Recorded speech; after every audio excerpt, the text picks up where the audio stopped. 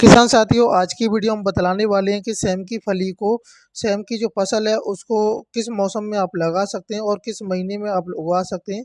जैसे कि अगर मार्च और अप्रैल के महीने में अगर सेम की फसल को आप लगा रहे हैं तो किसान साथियों कैसे किस विधि के द्वारा लगा सकते हैं और साथ ही में कौन-कौन सी मिट्टी में हम इस फसल को लगा सकते हैं और इसके लिए जो उपयुक्त तापमान की जो आवश्यकता होती है वो कितनी जलवायु किस तरीके की रहनी चाहिए। साथ ही में बीज की बात करेंगे किसान साथियों, आपको बीज की जो आवश्यकता पड़ेगी प्रति एकड़ में वो कितनी आवश्यकता है आपको बीज की पड़ने वाली है। साथ ही में बीज को जो उपचार करेंगे किस तरीके से कर सकते हैं। किसान साथियों, आपको इस वीडियो के माध्यम से सेम की फली की पूरी जानकारी आपको मिलने वाली है इस वीडियो के माध्यम से। किसान साथियों, सबसे पहले मैं आपसे निवेदन है कि चैनल पर पहली बार हैं तो चैनल को सब्सक्राइब करें और वीडियो को लाइक कर दें, शेयर कर दें और घंटी वाले बटन को जरूर दबा दें। तो किसान साथियों, सेम की फसल के लिए जो कि मिट्टी की बात करेंगे, कौन कौन सी मिट्टी में आप उगा सकते हैं। सेम की फसल को आप दोमट और बलुई, रेतीली मिट्टी वाली और साथ ही में हल्की भूमि में आप सफलतापूर्वक इस फसल को लगा सकते हैं। लेकिन आपकी जो खेत की जो मिट्टी है वो पानी को एब्जॉर्ब यानी कि पानी को सोखती रहे। साथ ही में आपके जो खेत है उसमें पानी जैसे कि जल भराव ना हो। साथ ही में चिकनी दोमट और बलुई दोमट, रेतीली मिट्टी इसके लिए सबसे अधिक उपयुक्त मानी जाती है। इस खेती के लिए भूमि का जो पीएच मान है किसान साथियों 5.5 से लेकर 6 के मध्य होना चाहिए। सेम का पौधा एक शीतल जलवायु वाला होता है। किसान साथियों, गर्मी की जो वैरायटी है वो कौन कौन सी वैरायटी आप लगा सकते हैं और साथ ही में किसान साथियों तापमान की बात कर लेते हैं तो तापमान 15 डिग्री सेंटीग्रेड से लेकर 22 डिग्री सेंटीग्रेड का तापमान उपयुक्त माना जाता है।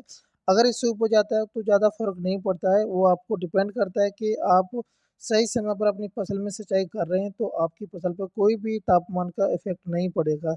साथ ही में जो बात करेंगे, जो बीज के जो गुच्छे होते हैं उनको अंकुरण करते हैं, कैसे करने चाहिए, अच्छे अंकुरण कैसे होगा। तो उसके लिए किसान साथियों आपको सबसे पहले जैसे कि आपने मार्केट से बीज को परचेज किया, खरीदने के बाद में आपने उसको बीज को पहले उपचारित कर लेना। तो उपचारित करने के लिए जो आपको जो आवश्यकता पड़ेगी रासायनिक दवाइयों की, कवनकाशिकी, कार्बनिज़म या थीरम या गोमूत्र से उपचारित उपचारित कर लेते हैं। और साथ ही में किसान साथियों जैसे कि आपको जैसे उपचारित करेंगे तो उसको जो सीड है उसको आपको छाँव में सुखाना है बिल्कुल 4 से 5 घंटे तक, उसके बाद में बुवाई करनी है। तो साथ ही में इस जो आपको प्रति एकड़ भी जो बीज की आवश्यकता पड़ेगी 10 से 15 किलोग्राम आपको बीज की आवश्यकता पड़ जाएगी, क्योंकि आपके ऊपर डिपेंड करता है आप किस विधि के द्वारा सेम की बुवाई कर रहे हैं।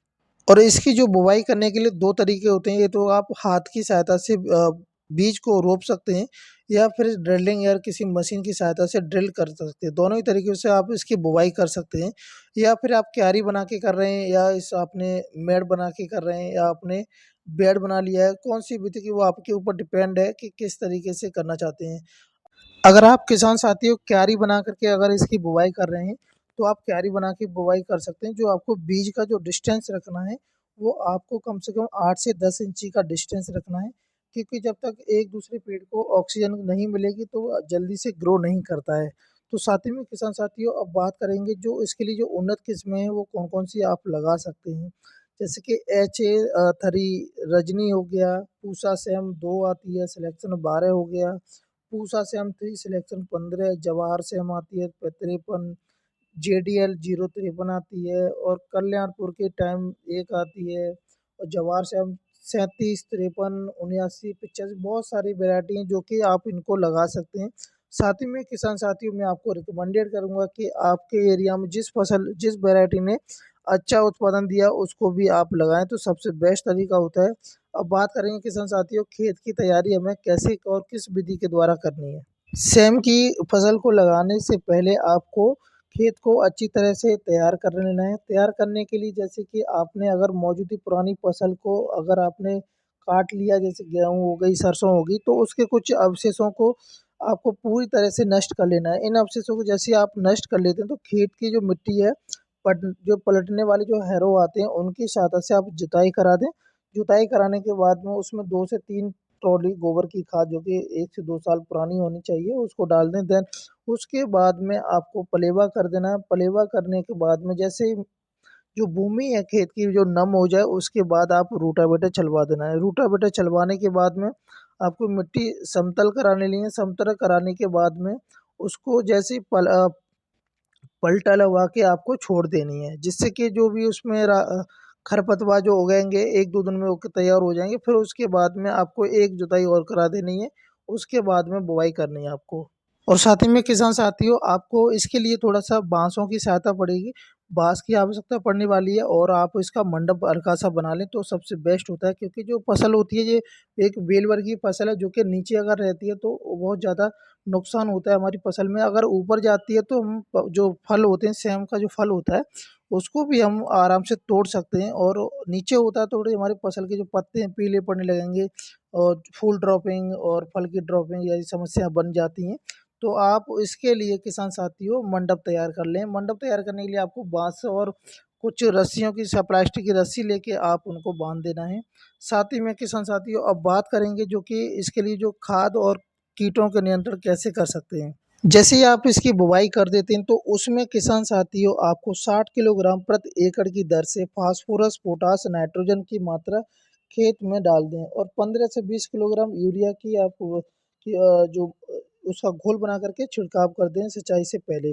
वैसे तो किसान साथियों सेम की फसल में आपको सिंचाई की आवश्यकता ज़्यादा नहीं होती है, लेकिन वो टेम्परेचर पर डिपेंड भी करता है कि अगर आपके यहाँ पर गर्मी ज़्यादा है तो उसमें सिंचाई ज़रूर कर दें, और मृदा के प्रकार और मृदा की जल धारण क्षमता पर निर्भर भी होता है। अगर सेम की बीजों की बुवाई दोमट मृदा की गई है तो इसमें कम सिंचाई की आवश्यकता होगी, जबकि बीजों की बुवाई बलुई और चिकनी मृदा में की गई है तो अधिक सिंचाई की आवश्यकता पड़ जाती है।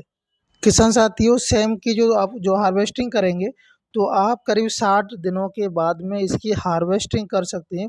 वो डिपेंड करता है कि आपने कौन सी वैरायटी लगाई है।